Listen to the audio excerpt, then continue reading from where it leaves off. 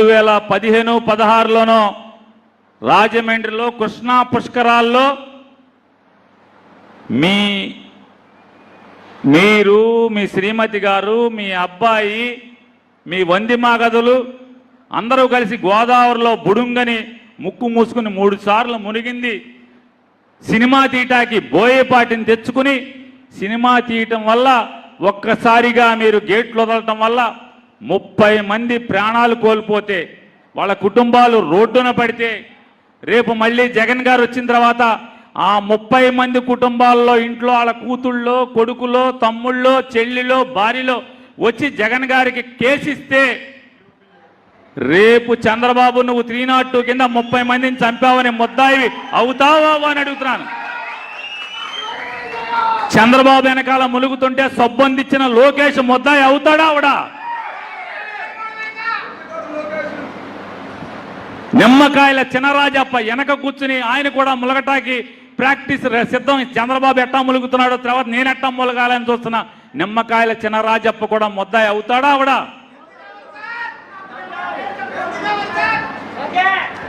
అవుతాడా అవడా?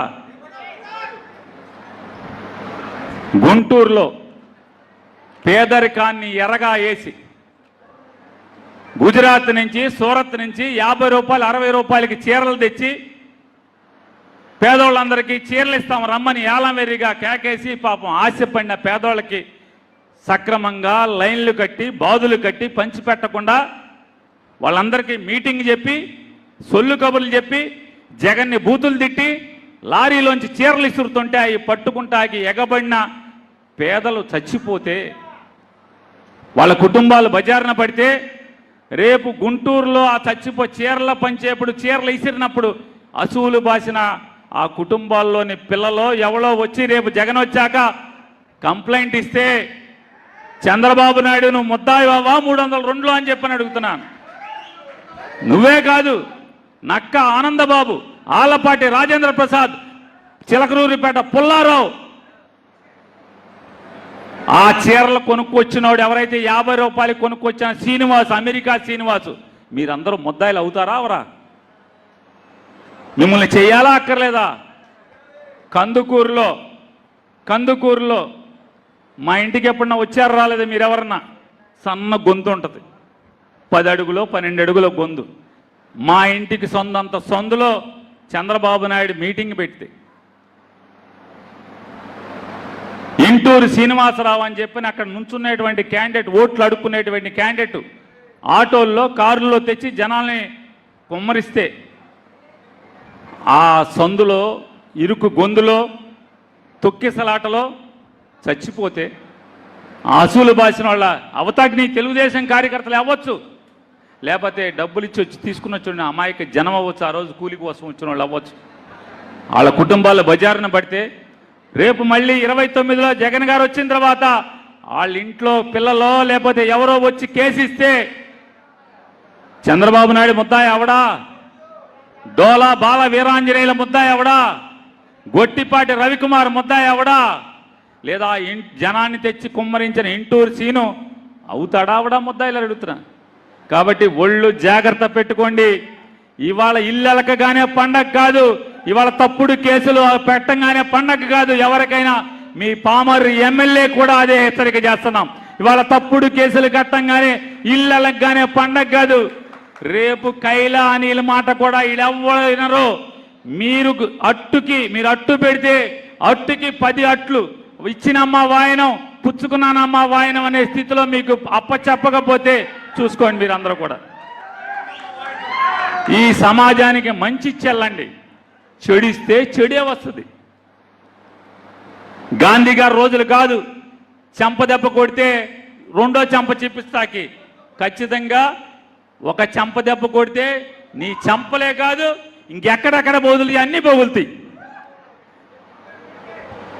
కాబట్టి ఈ రాష్ట్ర డీజీపీ గారు కూడా ఇటువంటి తప్పుడు కేసులు కడుతున్న మీ పోలీసుల్ని కంట్రోల్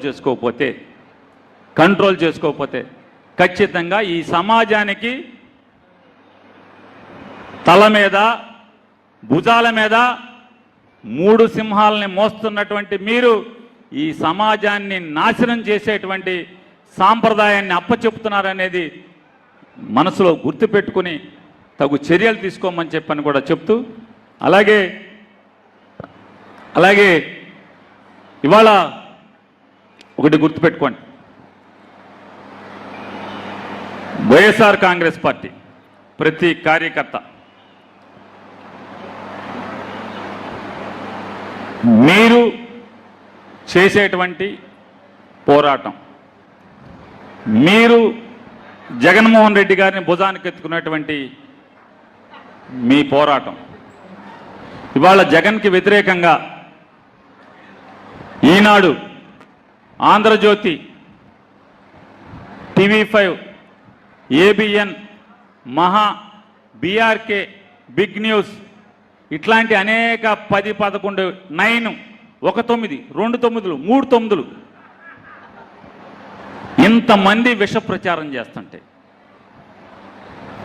ఈ జగన్ని రక్షించేది ఎవరు, జగన్ని కాపాడేది ఎవరు, జగన్ని మళ్ళీ జనంలో గుండెల్లోకి చేర్చేది ఎవరంటే ఆ 10, 11 టీవీ ఛానల్ని, ఈనాడు, ఆంధ్రజ్యోతిని తుంపులుగా చేసి జనానికి జగన్ని దగ్గర చేసేది ఇవాళ ఇక్కడ కూర్చున్నటువంటి వైఎస్ఆర్ కాంగ్రెస్ పార్టీ కార్యకర్తలు మాత్రమే అది చేయగలరనేది కూడా మీ అందరికీ విజ్ఞప్తి చేస్తూ, ఆ బాధ్యతని సంపూర్ణంగా భుజానికి ఎత్తుకోమని చెప్పని మీ అందరికీ విజ్ఞప్తి చేస్తూ, ఇప్పటికి 5 నిమిషాలు మాట్లాడమంటే చాలా ఎక్కువసేపు మాట్లాడాను. నాకు ఇంకా ఎక్కువ సమయం తక్కువగా ఉంది. మీరు ఇళ్ళకి చేరాలి కాబట్టి మళ్ళీ ఎప్పుడన్నా తర్వాత మళ్ళీ ఒక రోజు మంచి రోజు వచ్చే ఎప్పుడో కూర్చుందాం. ఎందుకంటే మన చేతిలో ఉన్నది ఇంకా 2 సంవత్సరాలే. 2 సంవత్సరాల తర్వాత ఈలోపే జగన్మోహన్ రెడ్డి గారు జిల్లాలు తిరగని ఏమన్నా తిరగని 2 ఏళ్ల తర్వాత జగన్మోహన్ రెడ్డి గారు పాదయాత్ర ప్రారంభిస్తాడు. ప్లేనరీ చేసి ప్లేనరీ తర్వాత పాదయాత్ర ప్రారంభిస్తాడు.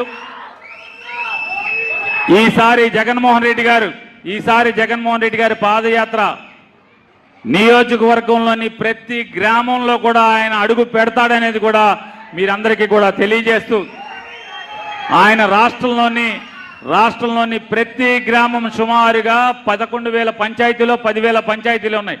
ప్రతి పంచాయతీకి ఆయన ఆ ఊర్లోకి వస్తాడు, మీ ఊరు సెంటర్కి వచ్చి వెళ్తాడనేది కూడా మీ అందరికీ తెలియజేస్తూ, నాకు ఈ అవకాశం కల్పించినటువంటి కైలే అనిల్ కుమార్, రాముడు మంచిబాడులాగా,